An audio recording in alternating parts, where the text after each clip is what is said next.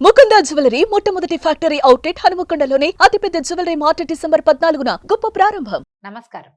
విష్ణు పురాణం 7వ రోజు పారాయణలోకి వచ్చాం.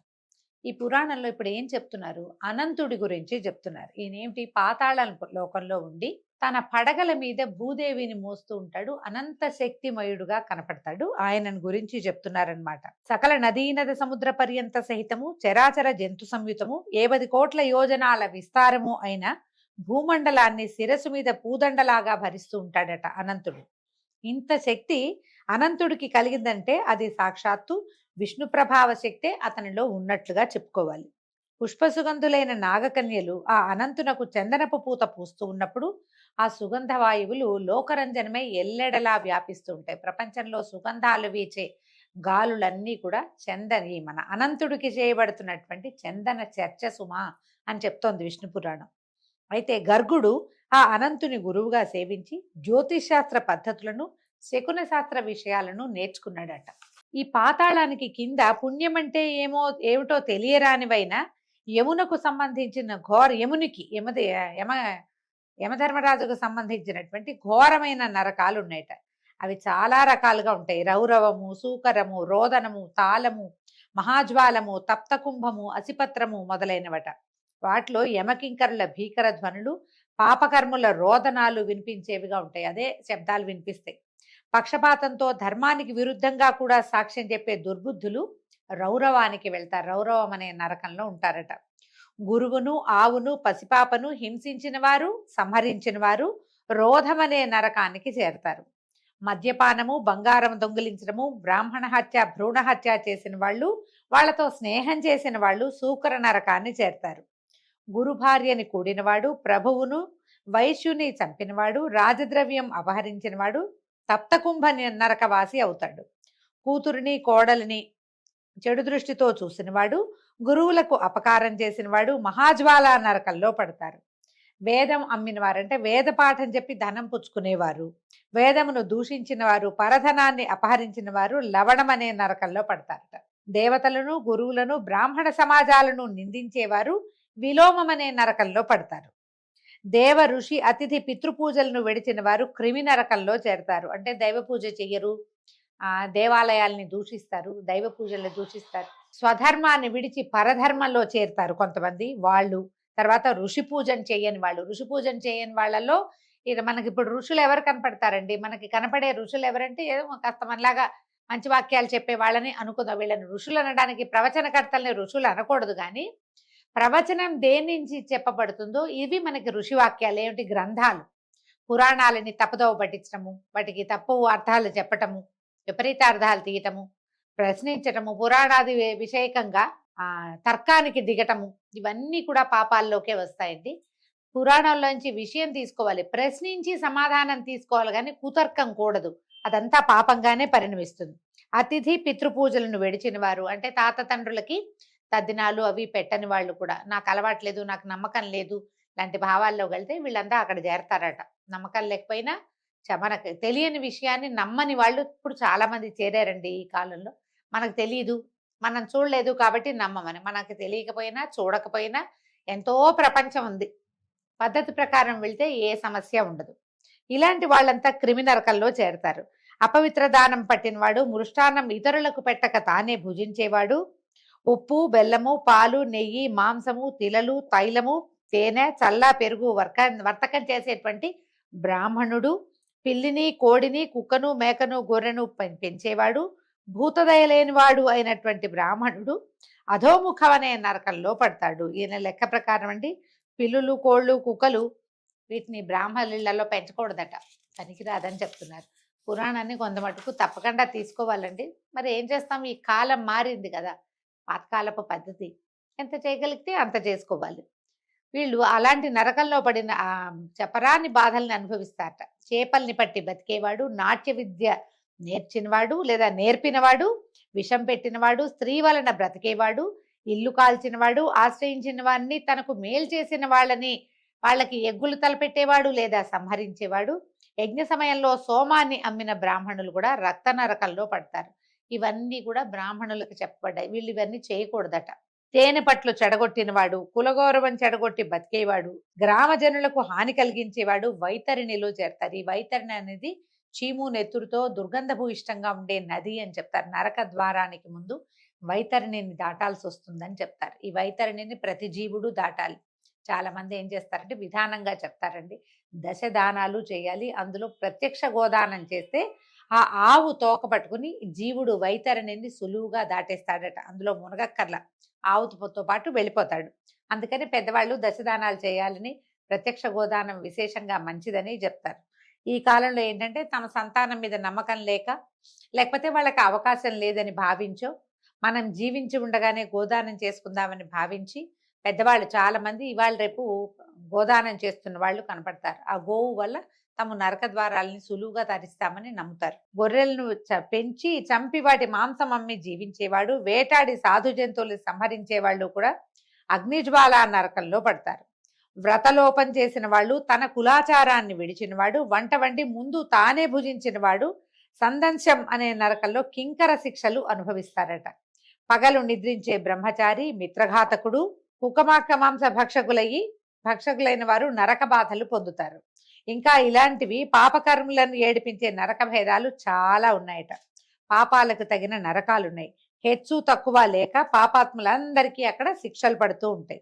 నరకంలో ఉన్నవారు దేవతలను తలెత్తి చూడలేరు. అలాగే దేవతలు కూడా ఆ పాపులను తలలు వంచుకుని అసహ్యంగా చూస్తారట. తలంచి చూస్తారు. తలంచి అంటే చూడరని అర్థం. ఇంకా పుణ్యాత్ములు స్వర్గానికి వెళ్ళి సుఖంగా జీవిస్తున్నట్టుగా పాపాత్ములు నరకానికి వెళ్ళి కష్టాలు చుట్టుకొని ఏడుస్తూ ఉంటారు. దీనంతటికీ సారాన్ని చెప్తున్నారు చూడండి. మనసుకి సంతోషం కలగటం స్వర్గం, దుఃఖం కలగటం నరకం. మేలు స్వర్గం, కీడు నరకం. ఇంతే. ఏదో మనుషుల వల్ల 1,00,000 అవుతూ ఉంటాయి తప్పులు పొరపాట్లు. ఈ చేసిన పాపాలకి తగిన ప్రాయశ్చిత్త కర్మ చేయని వారు నరకయాతనలు అనుభవించక తప్పదు. స్వయంభూవాదులైన మనువులు, స్వయంభూవుడు మొదలైనటువంటి మనువులు, మహామునులు మనుషుల పాపాలకు తగిన ప్రాయశ్చిత్తాలని లోకోపకారకాలుగా చెప్పారు. ఆ విధులను లోకానికి ఉపకారం అన్నమాట. మనం ఏదో పొరపాటు చేసాము, దానికి ప్రాయశ్చిత్తం చేసుకోవచ్చు, చెయ్యాలన్నమాట. ఆ విధులు నిర్వహిస్తే వీళ్ళకి పాపాలు పోతాయి, పుణ్యలోక నివాస సుఖం కూడా కలుగుతుందట. ఇంకొక విశేషం చెప్తున్నారు. ఆ మనువులు మునులు చెప్పని పాప ప్రాయశ్చిత్తం ఏంటంటే శ్రీమన్నారాయణ నామస్మరణం. దానిని నిశ్చల మనస్సుతో చేసిన వారికి ఎలాంటి పాపమైనా ఇట్టే నిశ్శేషంగా ఎగిరిపోతుంది. మనం కార్తీక పురాణంలో కూడా ఇలా వింటామండి. మనం ఎన్ని తప్పులు చేసినా నారాయణ నామస్మరణ చేస్తే పాపం పోతుంది అంటే ఎంతసేపు నారాయణాన్ని తప్పులు చేయమని కాదండి దాని అర్థం. అట్లా తీసుకోకూడదు, సూక్ష్మంగా తీసుకోవాలి. మీరు ఒక పొరపాటు జరిగింది, ఏదో జరిగిపోయింది, కొంత వయసు వచ్చాకైనా జ్ఞానం కలిగి తప్పులు మానేసి నారాయణ నామస్మరణ చేస్తే గనక ఇక తప్పు చేయకూడదు. మళ్ళీ చేస్తే ఇదే అమెండ్మెంట్ అక్కడ అవుతుందని పొరపాటును కూడా అనుకోదు. ఆ పురాణం అట్లా చెప్పటం లేదు. ఈ వాక్యాలు వినేసరికల్లా మనం ఎన్ని పాపాలు చేసినా నారాయణ అంటే పోతుందా అని కుతర్కం చేస్తాం మనం. ఇక పాపం చేయనని ఒట్టు పెట్టుకుని నారాయణుడి మీద అప్పుడు నారాయణ నామస్మరణ చేసుకోవాలి. ఆ తర్వాత ఇంకా చేయకూడదు. మనం పురాణ గాథల్లో ఎలా వింటామంటే అంత్యంలో నారాయణ నామస్మరణ చేశాడు అంటే ఆ తర్వాత ఇంకా వాడు జీవించలేడు ఏ తప్పైనా చేయటానికి. ఏం చేయకపోవటం వల్ల ఇంకా వాడికి ఆ స్వర్గ సుఖమో లేకపోతే నారాయణ సాయుధ్యమో విష్ణు సాయుధ్యమో లభించిందని చెప్తారు. మనం ఒక్కసారి ప్రామిస్ చేసుకుని ఇంకా నేను ఈ పొరపాటు చెయ్యను, జీవితంలో తప్పులు చేయకుండా ఉంటానని భగవన్నామ స్మరణలోకి దిగిన వాడికి పాత పాపాలేవి అతని వెంట రావు. నువ్వు మళ్ళీ చేస్తే చేసిన పుణ్యం కూడా పోతుంది, నారాయణ నామస్మరణ కూడా ఎగిరిపోతుంది. ఏ వ్రతాలు, పూజలు, జపాలు, తపాలు, ఆరాధనలు, దాన ధర్మాలు చేసినా కూడా పోని పాపము అచ్యుత గోవింద హరే ముకుంద నమస్తే అని మనసా వాచ శ్రీహరి ధ్యాన స్మరణ గనక చేస్తే రూపు మాసిపోతుంది. జన్మాంతమందు పరమపద ప్రాప్తి కలుగుతుంది, పునర్జన్మ మరి కలుగదు. వాసుదేవ నామం భక్తి బీజం. దానిని నిశ్చల మనస్కుడై రేయింబవళ్ళు భజించేవాడు విష్ణులోక వాసుడవుతాడు గాని నరకము చేరడు, చూడడు కూడా. వాడికి ఏ పాపం కూడా అంటదట. కోపం పాపానికి, శాంతమేమో పుణ్యానికి మూలాలు. దుఃఖము సుఖము వాటి వల్లే కలుగుతాయి. ఈ పాపాన్ని రూపమాపి సుఖాన్ని కలిగించేదే జ్ఞానం. దానికి మూలమే హరినామ సంకీర్తనం అని చెప్పగా విని శిష్యుడైన మైత్రేయుడు ఇట్లా అడిగాడట, గురుదేవా భువర్లోకాదులకు సంబంధించిన కథలు చెప్పు, మిగిలిన లోకాల గురించి చెప్పమన్నారు. ఇప్పుడు చెప్తున్నాడు ఈయన. మైత్రేయ, ఇది చాలా శ్రద్ధగా వినవలసిన విషయము. సూర్యచంద్రుల కాంతులతోటి కళకళ్లాడుతూ సాగర కుల పర్వత ద్వీపాలతో ఒప్పుతోంది భూమి. ఈ భూమి ఎంత విరివి కలదో గగనం కూడా అంతే పరిమాణం. అంటే భూమి ఎంత పెద్దదో ఆకాశం కూడా అంత ఉంటుందట. ఈ రెండిటికి హద్దులు లేవు. లోకాలు ఎంత పెద్దవో చెప్తున్నారండి. భూమండలానికి 1,00,000 యోజనాల పైన ఉంటుంది సూర్యమండలం. అలాగే చంద్రమండలం కూడా అంత దూరంలోనే ఉంటుంది. చంద్రమండలానికి అన్ని యోజనాల దూరంలో నక్షత్ర మండలం, దానికి 2,00,000 యోజనాల దూరంలో బుధమండలం, దానికి అంతే దూరంలో శుక్రమండలం, దానికి అంతే ప్రమాణంలో అంగారక మండలం, దానికి 2,00,000 యోజనాల దూరంలో బృహస్పతి మండలం, దానికి అంతే దూరాన శనేశ్వర మండలం, దానికి 1,00,000 యోజనాల దూరాన సప్తర్షి మండలం, దానికి అంతే దూరంలో ధ్రువ మండలం ఉన్నాయి. ఆ ధ్రువుడికి జ్యోతిష్ చక్రం ఎలా ఉంటుందంటే అదంతా అంగవిభూషంగా కనపడుతుంది.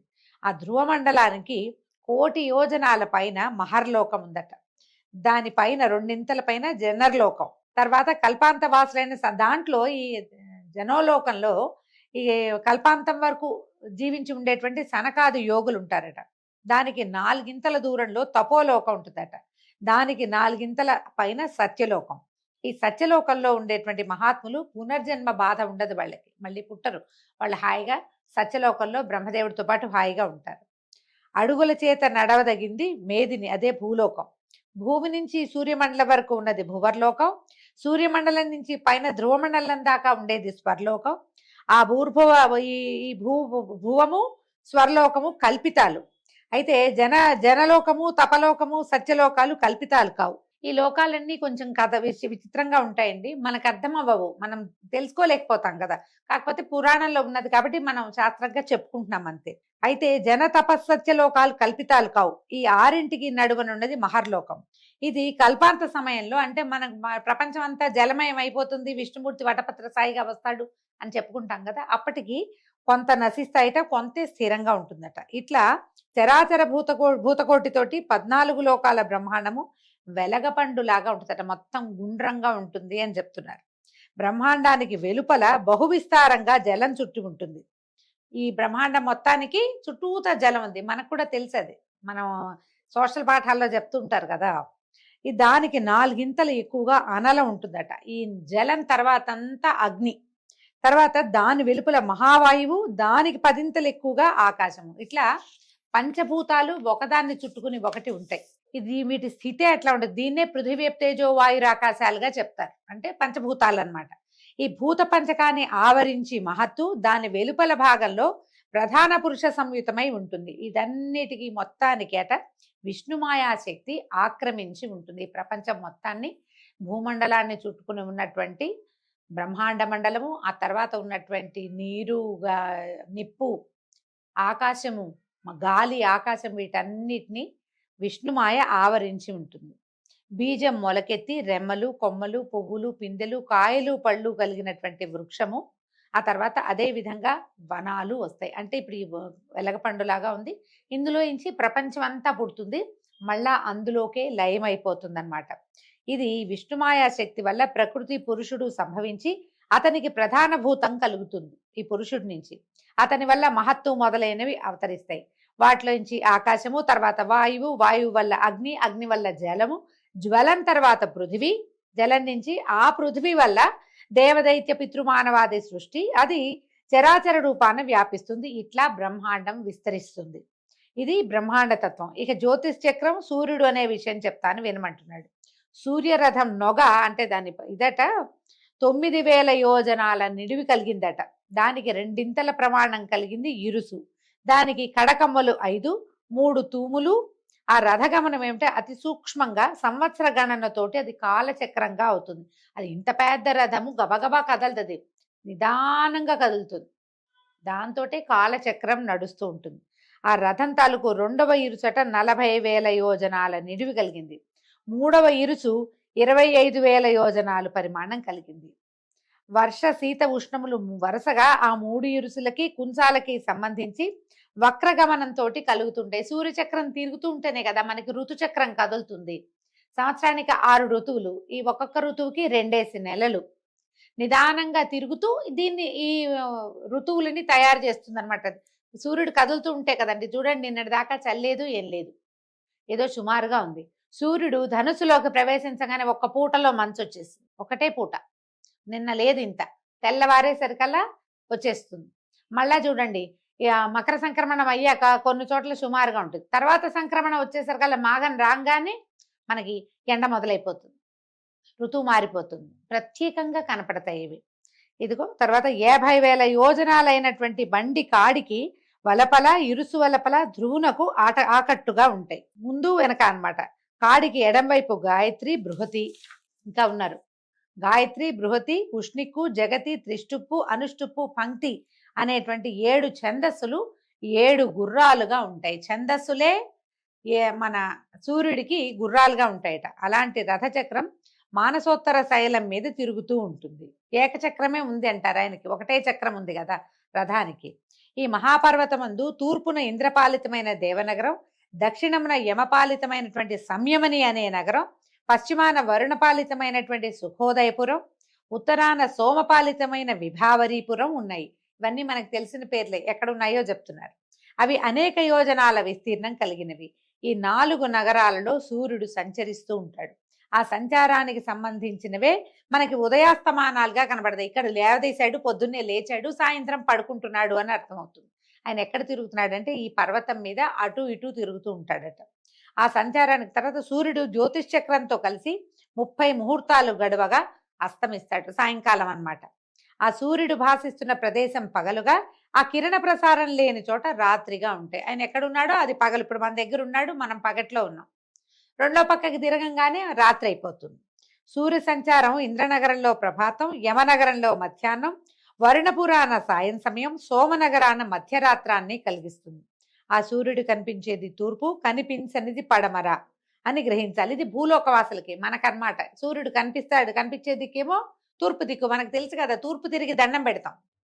తూర్పు తిరిగి దండం పెడితేనే సూర్యుడి అనుగ్రహం కలుగుతుంది, ఆరోగ్యం కలుగుతుంది. ఏ పనికైనా సమాధానం లభించేది సూర్యుడి వైపు చూస్తేనే. పడమరేమిటి, సాయంకాలం అయ్యేసరికల్లా ఎర్ర ఎర్రగా అవుతుంది, 1 గంట గడిచేసరికల్లా వెళ్ళిపోతాడు. కానీ పొద్దుటించి చాలాసేపు సూర్యుడు తూర్పు మీద ఉంటాడు. సూర్యుడు మకర రాశి ప్రవేశం మొదలు మిథునం వరకు జరిగే సమయాన్ని ఉత్తరాయణం అంటాం. కటక రాశి నుంచి ధనురాశి వరకు జరిగేటటువంటి సంచారాన్ని దక్షిణాయనం అని లెక్క. మానవ లోకానికి ఉత్తరాన ఉన్న ఆ మేరు శిఖరాన బ్రహ్మసభ ఉంది. సూర్యుడు దానికి ఏం చేస్తాడు, ప్రదక్షిణ గతిగా తిరుగుతాడట. మేరుం ప్రదక్షిణీ కుర్వాణం అని చెప్తాం. ఎక్కడ వస్తుందండి ఈ వాక్యం? ఈ సత్యనారాయణ వ్రతం చేసేటప్పుడు, మండపారాధన చేసినప్పుడు నవగ్రహాలన్నిటినీ వాటి వాటి స్థానాల్లో ఒక తమలపాకు పెట్టండి, దాంట్లో ఒక వక్క, ఒక తర్వాత ఒక ఖర్జూరం, ఒక రూపాయి కాసు, ఓ పువ్వు, అక్షింతలు పెట్టి సమర్పిస్తారు. ఆ మంత్రాలు మీరు శ్రద్ధగా వింటే వినపడుతుంది. మేరుం ప్రదక్షిణీ కుర్వాణం అని. ప్రదక్షిణగా తిరుగుతాడు, మేరు పర్వతానికి ప్రదక్షిణగా తిరుగుతాడు సూర్యుడు. ఆ వాక్యం ఇక్కడ చెప్తున్నారు. ప్రదక్షిణ గతిలో సవాహనం సశక్తిం పత్నీపుత్ర పరివార సమేతం సూర్యగ్రహం ఆవాహయామి స్థాపయామి పూజయామి అని ఈ మంత్రం చెప్తారు. మీరు శ్రద్ధగా విని అటు ఇటు పనులలోకి వెళ్ళిపోకుండా కనుక వింటే ఏ ఏ గ్రహం మేరుకి ఎలా తిరుగుతుందో, ఎక్కడ ఉన్నారో, సూర్యగ్రహానికి తూర్పున ఎవరున్నారు, పడమటిన ఎవరున్నారు మనకి క్లియర్గా తెలుస్తుందండి. అదే మనం ఇక్కడ వింటున్నాం అంతే. ఈ చూడండి ఏం చెప్తున్నారు. ప్రదక్షిణగా తిరుగుతాడు. ఆ సంచారం పైన జరుగుతున్నప్పుడు, పైన జరుగుతుంటే ఉత్తరాయణము, కింద జరుగుతుంటే దక్షిణాయనము అంటారు. దాన్నే మనం ఏం చెప్పుకుంటున్నాము, ఈ మకర సంక్రాంతి నుంచి ఆషాఢం వరకు, మిథునం వరకు జరిగేది ఉత్తరాయణం అని, జ్యేష్ఠమాసం దాకా. అక్కడి నుంచి మొదలుపెట్టి మళ్ళా సంక్రాంతి దాకా జరిగేది దక్షిణాయనం అని చెప్తాం. ఉత్తరాయణ పుణ్యకాలం ఎప్పుడు వస్తుంది? మకర సంక్రమణ, సంక్రాంతి పండగ రోజు నుంచి వస్తుంది.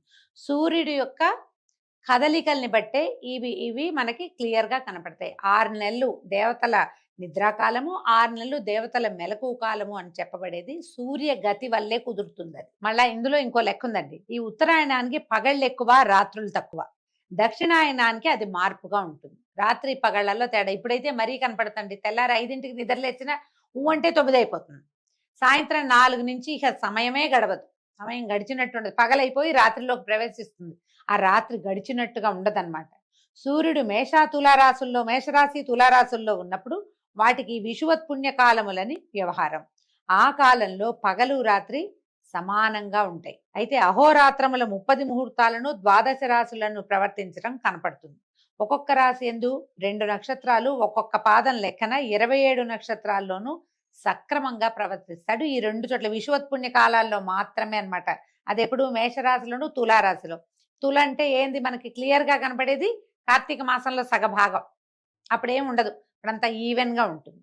ఉత్తరాయణంలో సూర్యుడు పగలు 13:30 నక్షత్రాలను 18 ముహూర్తాల్లోనూ సంచరిస్తాడు. రాత్రి శీఘ్రగమనుడై అన్ని నక్షత్రాల్లోనూ 18 ముహూర్తాలకే అస్తమించేస్తాడు. ఈ చక్ర సంచారాన్ని అనుసరించి అహోరాత్రాలు సమాన అధిక హీనములుగా అవుతూ ఉంటాయి. కుమ్మరి సారె వలె కాలచక్రం వడిగా తిరిగేటప్పుడు దాని నడుమన సూర్యుడు మందగమనుడై తిరుగుతూ నభస్థలమున వెలుగు కలిగించి, నభస్థలం అంటే ఆకాశం అండి, మేరుగిరి చుట్టూతా ప్రదక్షిణ చేస్తాడు. ఇలా వడిగా కాలచక్రం తిరుగుతూ ఉంటే గనక ధ్రువుడు అంటే ధ్రువ నక్షత్రం అని చెప్పుకున్నాం, మన ముందు గాథల్లో వచ్చాడు కదా, అతను మందగమనుడుగా ఉంటాడట. ఈ విధంగా కాలాత్ముడైన సూర్యుడు కనిపించడము, కనిపించకపోవటం వల్ల పగలు రాత్రి వ్యుష్టి ఉష అనే సంజ్ఞలు కలవి అవుతాయి. వాటి మధ్య కాలాన్ని సంధ్యాకాలం అని చెప్తారు. సాయం సంధ్య అని చెప్తారు. ప్రత్యేకంగా మధ్యకాలాన్ని సంధ్య అంటారు. సూర్య తేజస్సు రాత్రులందు అగ్నికి చేరుతుంది. పగటిపూట అతని నుంచి మళ్ళీ సూర్యుడికి సంక్రమిస్తుంది. కాబట్టి సూర్యుడు పగలు తేజోమూర్తి కాగా రాత్రి అగ్ని దివ్య ప్రభతోటి కనిపిస్తాడు. అందుకని చూడండి, చిన్న దీపం పెట్టినా ఇల్లంతా కాంతి వస్తుంది. ఎందుకంటే సూర్యుడి తాలూకు ప్రభ అగ్నిలో ప్రవేశించడం వల్లే అని విష్ణు పురాణం ప్రత్యేకంగా తెలియజేస్తుంది. మనం ఏమనుకుంటాం అంటే చుట్టూతా చీకటి ఉంది కాబట్టి ఈ చిన్న దివ్య బాగా వెలుగుతోంది అని చెప్పుకుంటాం. కానీ పురాణం అట్లా చెప్పట్ల. రాత్రిపూట అగ్నికే ఈ సూర్య దీప్తి కలుస్తుంది కాబట్టి బాగా కనపడతాడు అంటున్నారు. ఉదయ సంధ్యా సమయాలలో సూర్య తేజస్సు నీళ్లలో ప్రవేశించి ఆకాశం మీదే ప్రతిఫలిస్తుంది. ఆ విధంగా ప్రభాత సాయంకాలాలు అరుణ రాగాలు అవుతాయి. దీనివల్లే పొద్దున్నే ఆకాశం ఎర్రగా కనపడుతుంది, మళ్ళీ సాయంకాలాలు కూడా అదే ఎరుపు కనిపిస్తుంది. చూడండి, ఈ సంధ్యాకాలములందు మందేహులనే రాక్షసులు సూర్యమండలాన్ని భక్షించడానికి మూగుతారట. మందేహులు అని చెప్తారు. సాయంకాలం ఉదయము ఇట్లా వచ్చేస్తారట వాళ్ళు. ఆ సమయమందు బ్రాహ్మణులు వైదిక పద్ధతిని ఓంకారపూర్వకంగా గాయత్రిని జపించి భక్తితో అర్ఘ్యం ఇవ్వాలి. ఆ నీరు వజ్రరూపమై ఆ రాకాసి మూకలను జడగొట్టుతూ సూర్యునకు తేజస్సుని కలిగిస్తుంది. ఈ విధంగా ప్రతిదినము ఆ రాక్షసులకు అగ్నిహోత్ర ప్రాణాహుతులతోటి హాని కలుగుతూ సూర్యునకు సహజమైన తేజస్సు సంఘటితం అవుతూ ఉంటుంది.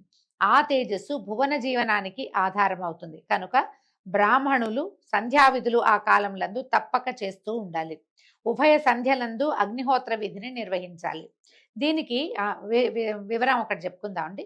కాలానుసారంగా సంధ్యోపాసన చేయక అగ్నిహోత్ర విధిని ఆచరింపక ప్రవర్తించే బ్రాహ్మణుడు ఎంత యోగ్యుడైనా సూర్యద్రోహి అవుతాడు. ఈ విధంగా సూర్యుడు వైఖానసాది బ్రాహ్మణుల వల్ల రక్షణ కలవాడై కాలం గడుపుతూ జగాలను పరిపాలిస్తాడు. ఆ దేవదేవుని ఉదయాదిగా 3 ముహూర్తాలు, ప్రాతస్సంగమ, మధ్యాహ్న, అపరాహ్న, సాయాహ్నాలుగా 5 విధాలుగా కాలం వ్యవహరింపబడుతుంది. ఇది వరకు పూర్వకాలాల్లోనండి తప్పకుండా బ్రాహ్మణులు ఈ విధి నిర్వహించేవాళ్ళు. వాళ్ళు ఈ విధి నిర్వహించడం కోసమే మిగిలిన వాళ్ళందరూ వాళ్ళని సేవించాలి. ఎందుకంటే అందరికీ భూమి మీద ఉన్న ప్రతి ప్రాణికి సూర్యుడు అవసరం. ఆ సూర్యుడి యొక్క తేజస్సుని పెంచగలిగే వాళ్ళు ఈ షోడశ సంస్కారాలు జరిగినటువంటి బ్రాహ్మణులే. కాబట్టి బ్రాహ్మణులను సేవించాలి అనే విధానాన్ని మనకి ముందు నుంచి అలవాటు చేశారు, చెప్పారు. అది ఇప్పుడు వాళ్ళు చేయడం తగ్గించేసుకున్నారు, మానేశారు. మనకి ఎలా ఉంటుందంటే కాలగతిలో ఈ మనం ఉన్నటువంటి ఈ యుగంలో, కలియుగంలో ఈ విధానాలు తగ్గిపోతాయి. కాబట్టి మెల్లిగా ప్రాణికోటి భూతలంలో కలిసిపోవటం అంటే మనం విలయానికి దగ్గరగా అయిపోతుంది అనమాట. ఈ కాలం ఇలా అవడానికి కారణం ఏంటంటే కాలగతి వల్లే జరుగుతుంది. మనుషులు సాయం సంధ్యాది విధులు మానేస్తారు, సంధ్యా విధులే మానేస్తారు. కనీసం ఉదయ సంధ్య చేసే వాళ్ళైనా ఇంకా కొంతమంది ఉన్నారు మనకి. వీళ్ళు ఉన్నంత కాలము ఇది నడుస్తూ ఉంటుంది. ఎప్పుడైతే వాళ్ళు చేయలేకపోతారో సూర్యుడు అశక్తుడవుతాడు, ఆటోమేటిక్గా ప్రపంచము సాగర గర్భంలో కలిసిపోతుంది. ఇదంతా పూర్వకాలం పెట్టిన విధి, ఎందుకంటే దీనికోసమనే పెట్టారనమాట. అలాగే రాత్రి కూడా 15 ముహూర్తాల పరిమాణం కలదై ఉంటుంది. ఉత్తర దక్షిణాయనాల్లో దినరాత్రాలు ఎక్కువ తక్కువగా ఉంటాయి. మేష తులా సంక్రమణాల్లో దివారాత్రాదులు సమంగా ఉంటాయి. అలాగే విషువత్కాలాలు దేవపితృ సంతర్పణ, జప, తపో, అనుష్ఠాన దానాలకు యోగ్యమైనవి. కాలాలలో చేయాలట విశేషంగా. సప్తముని మండలం పైన 100 యోజనాల దూరాన ధ్రువుడు ఉంటాడు. దానికే విష్ణుపదం అని పేరు. అక్కడ ఉంటారట బ్రహ్మణ్యులు అనేవాళ్ళు ఉంటారు. ఈ బ్రహ్మణ్యులు ఎవరంటే పరతత్వం తెలిసిన వాళ్ళు. అంటే దేని వల్ల ఈ బ్రహ్మాండం పుడుతోందో, దేని వల్ల నశిస్తోందో, దీన్ని నడిపేవాడెవడో అదే పరతత్వం. ఆ తత్వం తెలిసిన వాళ్ళు అక్కడ ఉంటారు. వాళ్ళు ఏం చేస్తారు, నిత్యము అష్టాక్షర జపపరాయణులై చిదానందంతో త్వం విష్ణో పరమం పదం అంటూ భక్తులు విష్ణు ధ్యాన నిమగ్నులై అక్కడ ఉంటారు. ధ్రువ మండలంలో విష్ణు పదంలో ఉంటారట. ఆ విష్ణు పదమునందు విష్ణు పాదము నుంచి భువన పావని అయిన గంగ ఉద్భవించి శివ జటాజూటాన్ని అలంకరించి సప్తముని మండలాన్ని పావనం చేసింది. అక్కడి నుంచి చంద్రమండలానికి చేరి చంద్రకిరణాల నుంచి స్రవించే అమృతంతో మెరుగెక్కి మేరుగిరికి చేరింది. అక్కడ అమరావతికి నలుదిక్కుల సీత, అలకనంద, చక్షువు, భద్ర అనే పేర్లతోటి ప్రవహించి అలకనంద శివుని జటాజూటమగుటం నుంచి భగీరథుని ప్రయత్నం చేత భూమండలానికి దిగి పాతాళాన ప్రవేశించి అక్కడ కపిలగోపాగ్ని జ్వాలలతో బూదిరాశులై ఉన్నటువంటి సగరపుత్రులను పవిత్రులను చేసింది. తర్వాత దక్షిణ సముద్రంలో గంగ కలిసిపోయింది. ఈ కథంతా మనకు తెలుసు. దేవదేవుడైన వాసుదేవుడు ఆ పావన నదీ తీరములందుండి తనను సేవించు వారికి ముక్తి మార్గాన్ని చూపుతాడు. ఆ దేవదేవునితోనే లక్ష్మీదేవి ఉంటుందని వేరే చెప్పక్కర్లేదు కదా. గంగకు వెళ్ళి అక్కడ సముచిత కర్మగతితోటి పితృతర్పణంగా తిలోదకాలు, పిండదానాలు భక్తితో ఒక మారు చేస్తే ఆ చేసిన వాని వంశం తరతరాలుగా పావనమవుతుంది. ద్వీపాంతరాల్లోనూ దేశాంతరాల్లోనూ ఉన్నవారైనా ఒక్కసారైనా మనసారా భక్తితో గంగని గనక స్మరించినట్లయితే 3 జన్మల్లో చేసిన పాపాలు తుడిచిపెట్టుకుపోతాయి. ప్రభాత కాలంలో గంగానది గంగానది గంగానది అని గంగానామస్మరణ చేస్తే శుభాలు కలుగుతాయి. పొద్దున్నే అన్నమాట, పొద్దున్నే గంగానామస్మరణ చేయండి, చాలా మంచిది అని చెప్తారు. మనకి కార్తీక స్నానాలప్పుడు చెప్తారండి, మన ఇంట్లో బకెట్లో నీళ్ళతో మగ్గెత్తు నెత్తి మీద పోసుకున్నా హరగంగే హరగంగే అనుకోండి, అప్పుడు ఈ నీళ్లు గంగతో సమానం అవుతాయి అంటారు. మొత్తం సంవత్సర కాలం అంతా ఉదయకాలంలో స్నానం చేసేటప్పుడు గంగా నదిని తలుచుకుంటే పవిత్రులమవుతాము. తర్వాత ఏమైనా పాపం చేయొచ్చా అలాంటి కుశంకలు మాత్రం అడగబోకండి. ఇది చెప్పబడిన వాక్యం అంతే. ఇప్పుడు మనం ఏదైనా ఒక మంచి మాట మాట్లాడామనుకోండి, చెడు చేసేటప్పుడు అది జ్ఞాపకం రావాలి. మనం పొద్దున ఇంత మంచి పని చేసాం, పొద్దునే గంగానదిని తలుచుకుని పవిత్రులమయ్యాము, ఈ పాడు పని ఎందుకు చేయాలి అన్న ప్రశ్న రావాలి. మనకి తర్కం ఎక్కడ ఉండాలి అక్కడ ఉండాలి. తర్కం ఉండాల్సింది మనని మనం ప్రశ్నించుకునేటప్పుడు తర్కం, అప్పుడు లాజిక్. మనం ఎవరినైనా ప్రశ్నించేటప్పుడు బోల్డ్ అని కుతర్కాలు వస్తాయి. మనకి సొంతానికి ప్రశ్నలు అసలు ఉండనే ఉండవు. మనం ఏది చేస్తే అదే కరెక్ట్ అనిపిస్తుంది. ఆ విధానమే మార్చుకోవాలి. మనం ఇలాంటివి వినేటప్పుడు ఏంటంటే ఇందులో కుతర్కానికి తావివ్వద్దు. చెప్పబడిన విధానంగా జీవించగలమేమో చూసి ప్రయత్నం చేయాలంతే. ఈ విధంగా లోకపావని అయిన గంగానదికి జన్మస్థానమైన విష్ణుపదమునందు ఆకాశమంతా తానే అయి హరిని ఆత్మలో ధ్యానిస్తూ శింశుమార ప్రజాపతి మకర రూపంతో ఉంటాడు. ఆ మకర పుచ్చమునందే ధ్రువుడు ఉంటాడు. శింశుమారం అంటే పైనుంచి మనకి చిన్న మొసలి పిల్లట, ఆ స్వరూపంలోనే ఉంటాడట ఆయన. ఈ శింశుమార చక్రం సూర్యచంద్రాది గ్రహాలను నక్షత్రాలను తిప్పుతూ తాను కూడా తిరుగుతుంది. ఇట్లా గుండ్రంగా తిరుగుతుందట. నాసా వాళ్ళు ఇలాంటి ఒక పిక్చర్ తీశారని ఆ మధ్య వచ్చిందండి. అది ఎట్లా ఉందంటే ఒక మొసలి పిల్లలాగా, దాని మూతి పొడవుగా, తోక ఇట్లా. బ్రహ్మాండ పురుషుడు ఈ స్వరూపంలో ఉంటాడని చెప్తారు. అయితే సూర్యచంద్రాదులు వాయునాళాల చేత ధ్రువుని యందు దృఢంగా కలిసి ఉంటారట. ఆ శింశుమారుడు హరిని గూర్చి తపస్సు చేసి జ్యోతిష్ చక్రంలో ఉంటాడు. ఆ విధంగానే ధ్రువుడు తపస్సు చేసి ఆ శింశుమారం యొక్క అంటే ఈ మొసలి యొక్క తోకలో ఉన్నాడట, తోక భాగం దగ్గర ఉంటాడు అతను. ఈ విధంగా మహావిష్ణువు శింశుమార చక్రానికి ఆధారం అయ్యాడు. శింశుమారుడు ధ్రువుని చేతికి ఆధారం అవుతాడు. సూర్యునకు ఆధారం ధ్రువుడు. సూర్యుడు దేవాసుర మానవ లోకాలకు ఆధారమయ్యి సమస్త భూతకోటికి అన్నపానాదుల చేత సంతృప్తి కలిగిస్తున్నాడు. ఎట్లా సూర్యుడు మన అన్నపానాదులకి ఆధారం అయ్యాడో రేపు ఉదయం తెలుసుకుందామండి. అంతవరకు సెలవు. నమస్కారం.